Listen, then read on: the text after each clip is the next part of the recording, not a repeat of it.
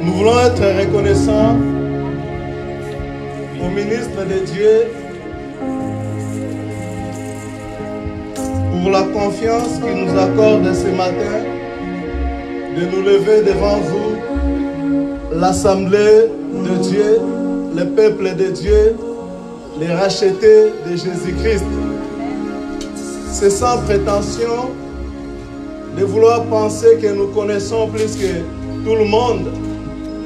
Nous connaissons en partie. C'est avec toute humilité que nous sommes là devant vous pour l'édification mutuelle ce matin. Amen. Amen. Et ce matin, nous ne voulons pas parler de nous, parce que si nous parlons de nous, nous pourrons vous dire ce qui est notre réalité, mais ce ne serait pas la vérité.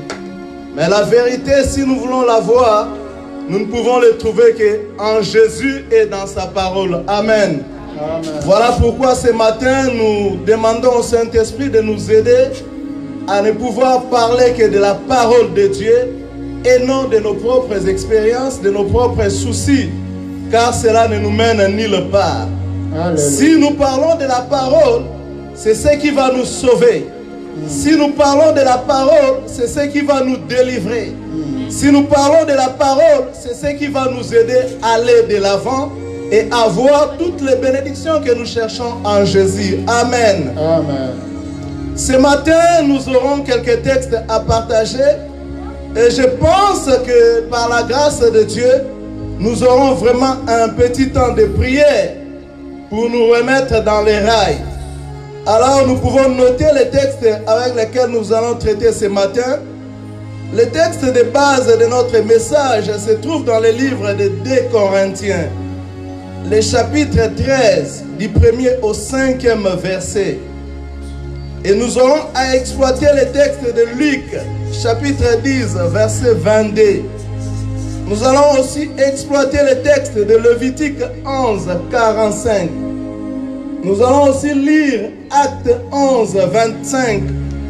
Nous allons retourner dans Luc, le chapitre 4, le verset 18e. Nous allons lire Galates, chapitre 6, verset 7. Et la conclusion de mon message de ce matin, c'est dans le livre de Zacharie, le chapitre 9, le verset 12. Donc, je répète, 2 Corinthiens 13, 1 à 5, Luc 10, 22, Lévitique 11, 45, Acte 11, 25, Luc 4, 18, Galates 6, 7 et Zacharie 9, 12. Amen. Nous sommes dans le mois de décembre, c'est le dernier mois de l'année. C'est le 12e mois de l'année. Et comme nous connaissons que ce mois est un mois aussi à caractère particulier. Particulier dans le monde physique, tout comme particulier dans le monde invisible. Dans le monde physique, nous disons que c'est un mois du bilan. Et dans les organisations, dans les entreprises, même dans notre vie personnelle, c'est normalement un mois où nous devons faire le point et faire le bilan de notre année. Même sur le plan spirituel, le bilan aussi est très important. Amen. Et c'est le premier culte du mois de décembre et nous avons la grâce aussi d'avoir devant nous la table du Seigneur où Dieu nous communique la vie de Christ au travers de ce pain et de son sang. Amen. Je lis le texte du commencement de Corinthiens 13, du 1er au 5e verset. Mais le plus important pour moi, c'est le 5e verset. Je lis la parole. Je vais chez vous pour la 3e fois. Toute affaire se réglera sur la déclaration de 2 ou 3 témoins. Lorsque j'étais présent pour la seconde fois, j'ai déjà dit, et aujourd'hui que je suis absent, je dis encore d'avance à ceux qui ont péché précédemment et à tous les autres que si je retourne chez vous, je n'userai d'aucun ménagement. Puisque vous cherchez une preuve que Christ parle en moi, lui qui n'est pas faible à votre égard, mais qui est puissant parmi vous. Car il a été crucifié à cause de sa faiblesse, mais il vit par la puissance de Dieu. Nous aussi, nous sommes faibles en lui, mais nous vivons avec lui par la puissance de Dieu pour agir envers vous. Le verset 5, il est écrit: examinez-vous vous-même pour savoir si vous êtes dans la foi. Éprouvez-vous vous-même. Ne connaissez-vous pas que Jésus-Christ est en vous? À moins peut-être que vous ne soyez réprouvés. Amen. Le titre de mon message ce matin, c'est au verset 5. Et ça s'intitule « Examinez-vous vous-même ». Examinez-vous vous-même. Je vais me contextualiser par rapport à l'esprit du texte. Cette lettre de Paul aux Corinthiens, c'est pour la deuxième fois qu'il écrivait aux Corinthiens. L'église de Corinthe, c'est une église que Paul a fondée. C'est une église où il y avait beaucoup de dons. Mais aussi c'est une église où il y avait beaucoup de problèmes. Si nous voyons bien, ici là, Paul veut conclure son message par rapport à cette église et par rapport aux réalités qui étaient vécues dans cette église. Dans cette église, nous allons comprendre qu'au-delà des dons, il y a eu beaucoup de problèmes. Entre autres, dans l'église de Corinthe, il y avait les problèmes de l'immoralité.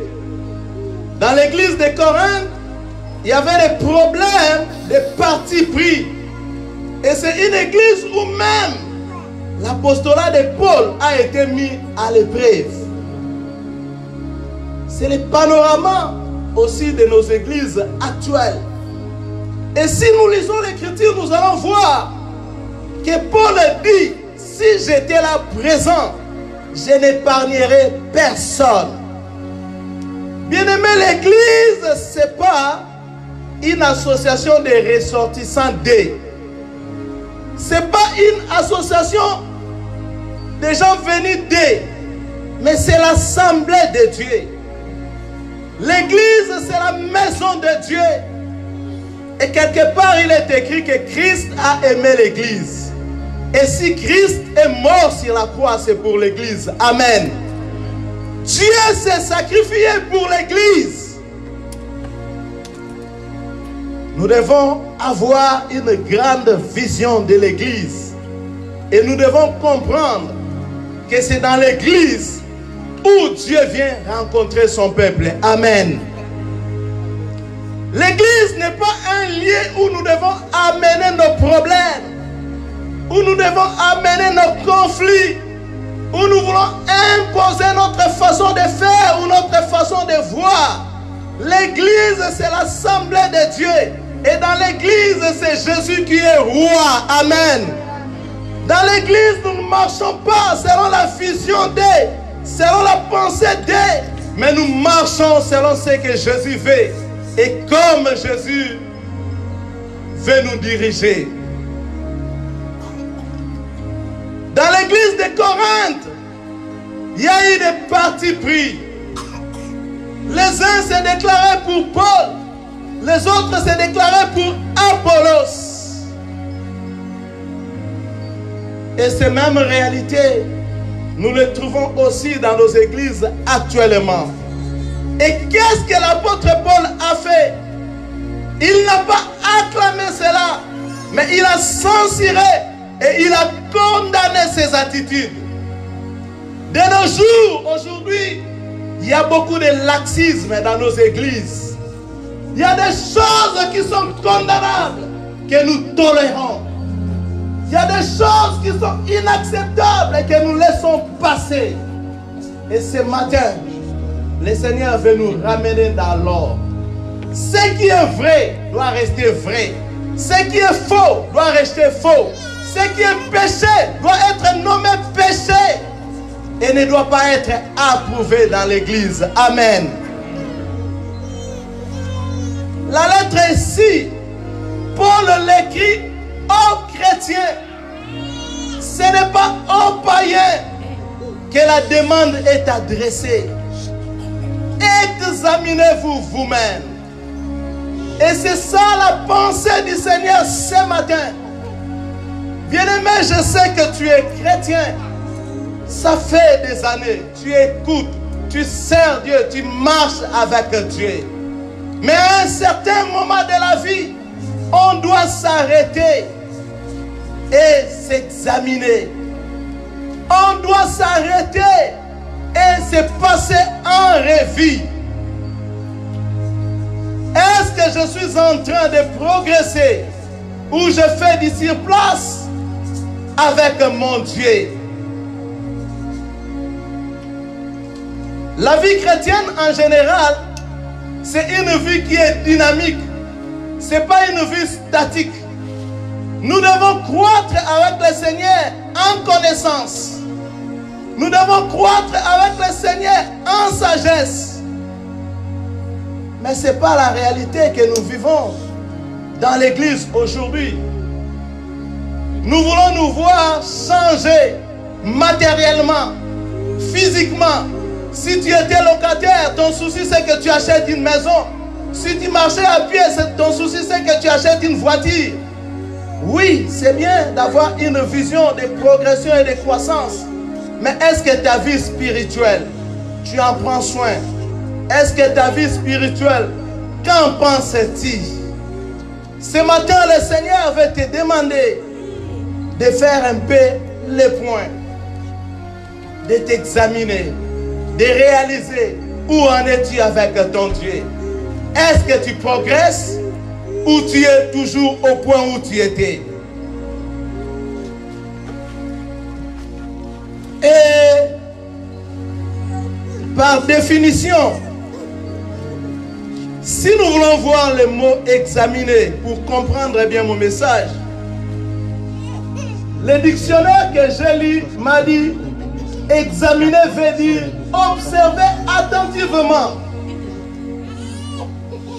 Ça veut aussi dire observer minutieusement. La vie en général, c'est un examen.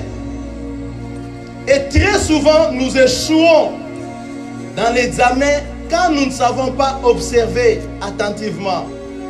Quand nous ne savons pas observer minutieusement. Et tout examen, mes frères, comporte toujours des pièges. Amen. C'est en observant que tu vas découvrir les pièges qu'il y a tout autour de la question posée. Mêmement la vie chrétienne, ce n'est pas une vie facile. C'est une vie aussi qui est entourée de pièges. Et qui pose ces pièges-là, ce n'est pas Dieu, mais c'est notre ennemi le diable. Amen. Il y a toujours des pièges tout autour de nous. Et il y aura toujours des pièges dans notre marche avec le Seigneur. Mais le problème, c'est que tu dois être attentif pour ne pas laisser tomber dans le piège que le diable te dresse. Le Seigneur savait cela. Il a dit dans la parole, il y aura des occasions de chute. Et ça ne manquera jamais. Il y aura des occasions de chute. Ça ne manquera jamais. Et très souvent, nous ne sommes pas attentifs à tout ce que le Seigneur nous dit ou à tout ce que le Seigneur nous a dit. Les occasions de chute, c'est aujourd'hui, je vous dis, un problème sérieux pour l'Église. Un problème sérieux pour les chrétiens. Et très souvent, quand ça nous arrive, ça nous met dans des situations où nous ne sommes plus ce que nous étions. Quelque chose change. Et cette chose qui change là, c'est ce qui va déranger ta vie chrétienne normale. Amen. Les occasions de chute, très souvent, pour nous chrétiens, ça ne vient pas du dehors ou des gens du dehors. Ça vient du dedans. Et très souvent, ça nous vient des gens que nous ne pensions même pas. Ça nous vient des gens que nous n'avions même pas l'idée qu'il sera pour moi un piège, qu'il sera pour moi une occasion de péché. Et réalise quand ton frère que tu aimais, tu appréciais, devient pour toi une occasion de chute.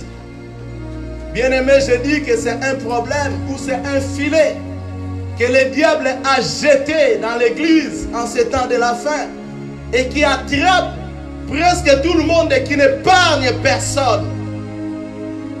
Vous imaginez que quand ça arrive, un frère avec qui tu étais bien, une sœur avec qui tu étais bien, il devient une occasion de chute pour toi. Très souvent, nous nous déboussolons. Et le diable nous aide à créer des sentiments de mélancolie, les sentiments de rejet, les sentiments de colère, les sentiments de haine, les sentiments de manque de pardon. Et toutes ces choses-là, le Saint-Esprit ne trouve pas plaisir. Et notre vie chrétienne est automatiquement affectée. Notre relation avec notre prochain est automatiquement affectée. Quelle hypocrisie aujourd'hui au milieu des enfants de Dieu. Quel des mensonges aujourd'hui au milieu des enfants de Dieu. Nous sommes appelés à nous dire la vérité. Nous sommes appelés à nous aimer dans la vérité. Est-ce que nous vivons cette vie-là? Ou maintenant c'est le plein froid qui s'est installé dans nos relations. C'est le plein froid qui s'est installé dans notre fraternité chrétienne. Quelle hypocrisie au milieu des enfants de Dieu. On est humain, il y a des choses que je peux faire, tu peux faire, qui ne sont pas appréciables. Mais c'est dans la vérité et dans l'amour qu'on doit se parler. Aujourd'hui, les enfants de Dieu préfèrent se taire et cacher les sentiments dans le sable, peut-être de la colère ou du froid. Et dans tout cela, notre Dieu ne trouve pas gloire. Amen. Je disais aujourd'hui, le Seigneur veut que nous puissions nous examiner. Oui, tu dois t'examiner. Et pour s'examiner, tu as besoin de 3 questions. La première question, tu dois te poser, tu dois dire, je viens d'où? La deuxième question, je suis où? Et la troisième question, je vais où ou je vais aller où? Chrétiens que nous sommes, si je peux répondre à ces questions, pour la première question, si je dois me demander je viens d'où, je dirais que je viens de l'éternité. Amen. Et si je dois me demander je suis où, je dirais que je suis sur terre. Et sur terre où je suis, dans ma pensée, je dois toujours avoir l'idée d'où je viens. C'est-à-dire la pensée de l'éternité. S'il y a une question qui doit nous hanter tous les jours de notre vie, c'est la question de savoir où passerai-je mon éternité. C'est ce qui doit nous hanter et nous préoccuper tous les jours. Où passerai-je mon éternité? S'il arrivait que le Seigneur permette que ma vie s'arrête dans les circonstances actuelles, où passerai-je mon éternité? Sur terre, nous devons toujours avoir la pensée que nous sommes étrangers et voyageurs. Nous sommes des passages. Ce n'est pas notre asile définitif.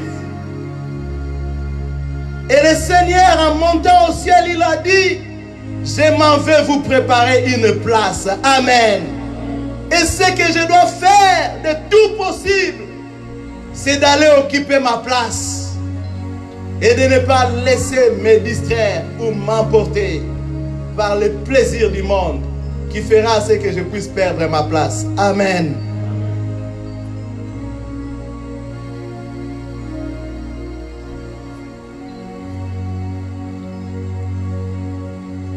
L'éternité, c'est ce qui doit nous préoccuper. Et ce qui doit nous préoccuper, c'est l'éternité dans la gloire ou dans la présence du Seigneur. Nous devons avoir la pensée de réaliser que ce jour-là, tu es devant le vieux Abraham.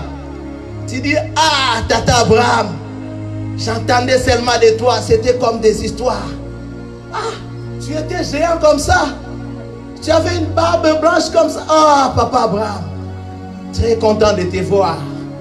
Aujourd'hui, c'est plus une histoire, ça devient une réalité. Dans l'éternité, tu dis, ah, il y a Moïse. J'ai entendu les histoires de ce que tu as fait en Égypte. Wow, Dieu t'a rendu puissant. Ah, c'est toi là, vieux Moïse. Dans l'éternité, tu dois avoir la pensée de réaliser Jacob. Ah, vieux Jacob, on nous a parlé de toi. Ce que tu as fait à ton vieux Esaü. En tout cas, non, vieux, tu étais terrible. Ayez l'idée là. Ayez les soucis là. Ah, Matthieu, toi aussi vraiment dans les impôts là, tu as fait des affaires, hein? Eh, vieux Pierre, toi avec la pêche là, et encore tu as trahi le vieux. Ah, Pierre, tu étais terrible. Bien-aimé, c'est ça l'éternité. Et si tu rates ce côté-là, laissez-moi nous dire, c'est sérieux. De l'autre côté, là où il y a le vieux Satan, je vous dis là, la Bible dit, c'est le grincement des dents. Amen. Et dans tout ça, tu es devant un choix. Et ce choix, c'est toi-même qui dois le faire. Soit l'éternité dans la présence du Seigneur, dans la gloire, ou soit l'éternité loin du Seigneur. Et tu passeras l'éternité dans la présence du Seigneur que si tu fais partir de ses siens. Aujourd'hui, très souvent nous utilisons abusivement ou faussement les noms chrétiens. Il y en a même qui ne sont même pas dignes de s'appeler chrétiens. Mais par habitude, par coutume, ils se font passer pour chrétiens. Laissez-moi nous dire ce matin, qui dit chrétien se réfère à une identité. Amen. Et le mot identité, selon le dictionnaire que j'ai consulté, dit que ça vient du latin qui veut dire idem. Et quand on dit idem, cela signifie le même. Ou en d'autres choses, en d'autres formes, on dit c'est ce qui fait qu'une chose est de même nature qu'une autre. Amen. Chrétien, ce n'est pas seulement un nom que nous portons comme ça. de par même la définition. Chrétien, on doit voir Christ en toi. Chrétien, c'est-à-dire que tu dois partager la même nature que Christ. Mais réalisons un peu de nous-mêmes tels que nous sommes là. Si nous nous examinons, est-ce que nous partageons la même nature que Christ? Est-ce que nous avons réellement la vie de Christ là en nous? La question d'identité, c'est une question qui se traite avec un grand sérieux. Ce n'est pas une question qu'on peut prendre à la légère. Même les nations du monde, les organisations du monde, ils ont compris cela. C'est comme ça, on ne badine pas. On ne joue pas avec la question d'identité. Amen. Même ce matin, aujourd'hui, je vais te faire comprendre que être chrétien, ce n'est pas le fait seulement que tu viens à l'église, tu te pointes chaque dimanche au culte. Ce n'est pas parce que tu occupes des fonctions ou tu rends service dans l'église. Mais être chrétien, c'est avoir expérimenté la rencontre personnelle avec Christ. Amen. Venir à l'église ne fait pas de toi chrétien. Mais c'est ta rencontre personnelle avec Jésus-Christ. Et ce matin, laisse-moi te dire que la vie chrétienne authentique commence au pied de la croix. C'est au pied de la croix que commence la vie chrétienne authentique. Tu dois avoir réalisé ton état de péché. Tu dois avoir réalisé les dangers que le péché te pose dans ta vie. Et tu dois dire à Jésus, Seigneur, sauve-moi. Amen. Et la Bible dit que tu dois le confesser de ta bouche. Tu dois l'exprimer de ta bouche. Nous voyons dans Acte 11, 25 l'origine du mot chrétien. La Bible dit que c'est Antioche que les premiers disciples ont été nommés chrétiens. Si les gens d'Antioche ont appelé les disciples de Jésus chrétiens, ce n'est pas parce qu'ils les ont vus bien habillés, mais c'est parce qu'ils ont lu les caractères de Christ. Ils ont lu les comportements de Christ. Ils ont lu le langage de Christ. Ils ont lu l'ADN de Christ dans ces hommes-là. Amen. Il y a des endroits où tu n'as pas besoin de t'identifier. Tu n'as pas besoin de crier haut. Mais ayons toujours en esprit que le monde qui nous entoure n'est pas aveugle. Le monde voit et le monde sait lire. Amen. Si tu as la nature de Dieu, on saura que tu as la nature de Dieu. Si tu as la chose de Dieu, on saura que tu as la chose de Dieu. Nul n'est besoin pour toi de crier ou de dire que je suis chrétien, je suis prédicateur, je suis ancien, je suis berger, je suis tel. Non. Ça va se définir de soi-même.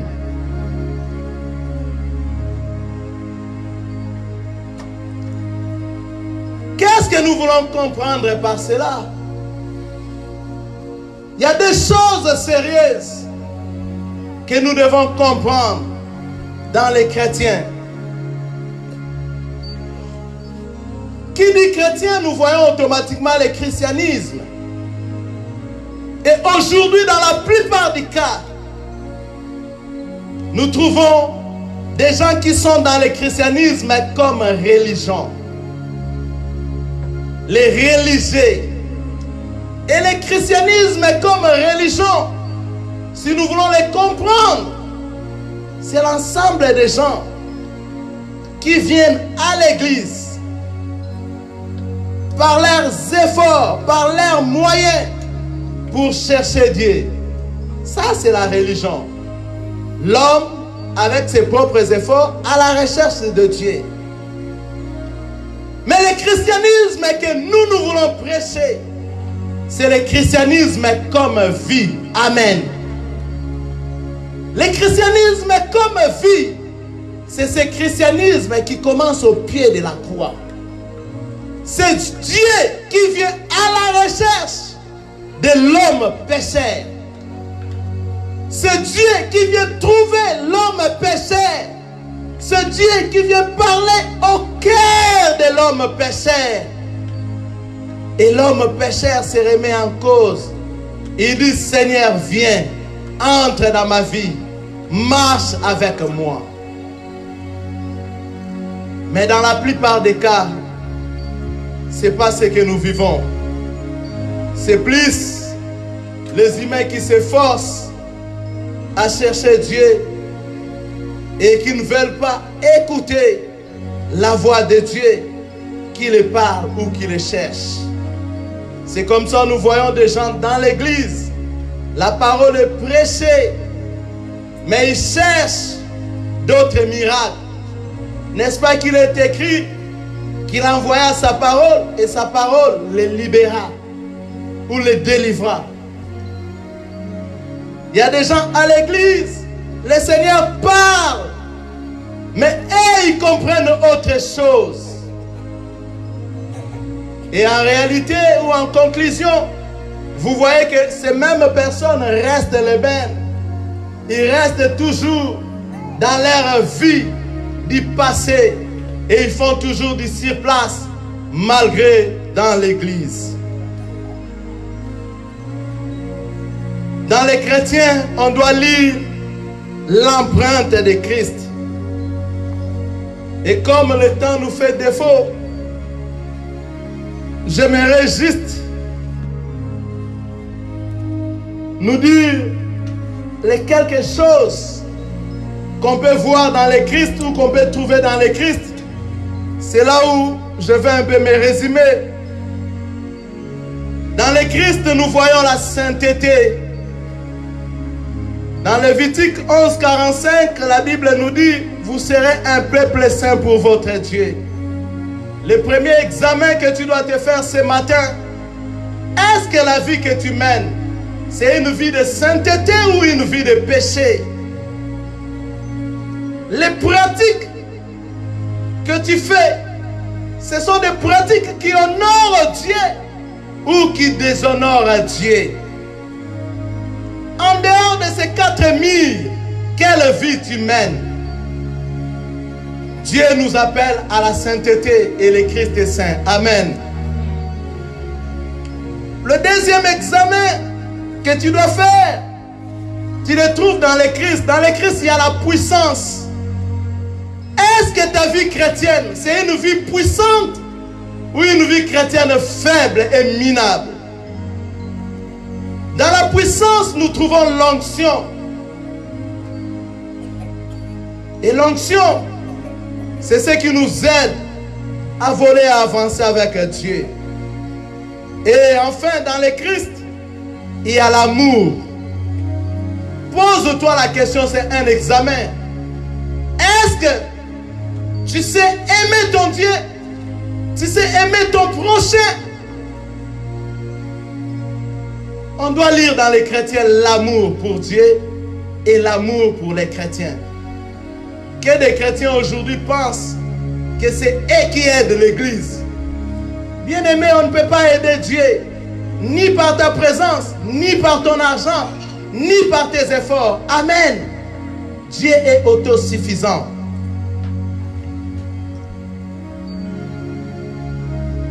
Et dans tout ça, nous pouvons dire qu'on ne se moque pas de Dieu. Ce que nous semons, c'est ce que nous récoltons. Amen. Acclamons le Seigneur.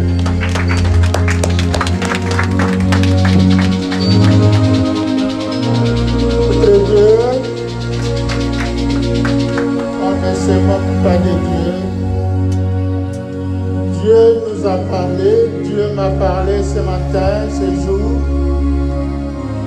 Chacun de nous doit s'examiner, je dois m'examiner. Quelle est la vie que je mène?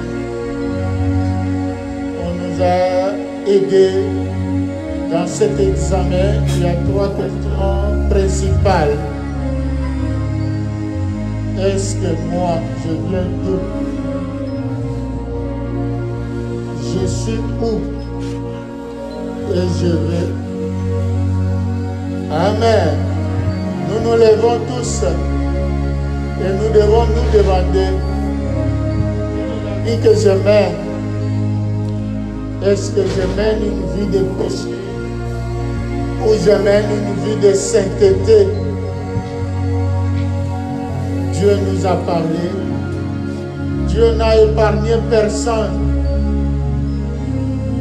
Nous tous, nous sommes fautifs devant Dieu. Le plus grand fautif, c'est moi. Et notre Dieu, il est le Dieu de grâce.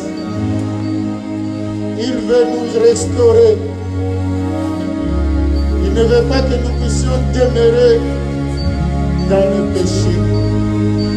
Mais il veut que nous puissions progresser, aller de l'avant. Je m'attends. Oui. Nous allons nous humilier devant sa sainte présence pour lui dire, Seigneur, je ne t'ai pas dit. Seigneur, toi tu as raison, mais moi j'ai tort. Comme David a dit, tu es juste dans ta faute. Et sans reproche dans tes jugements. Seigneur, je viens te demander pardon. Tu es tout.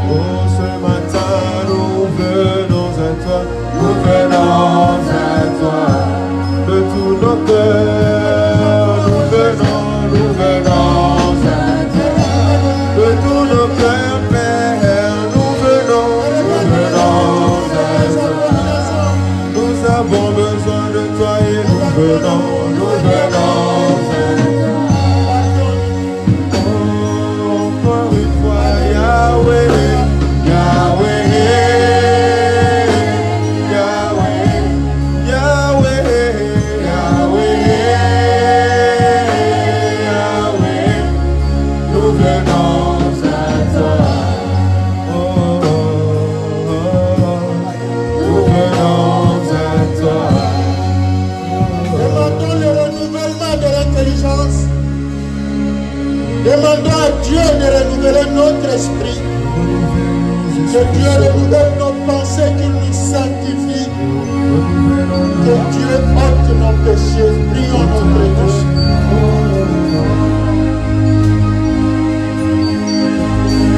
Oh Seigneur, renouvelle-moi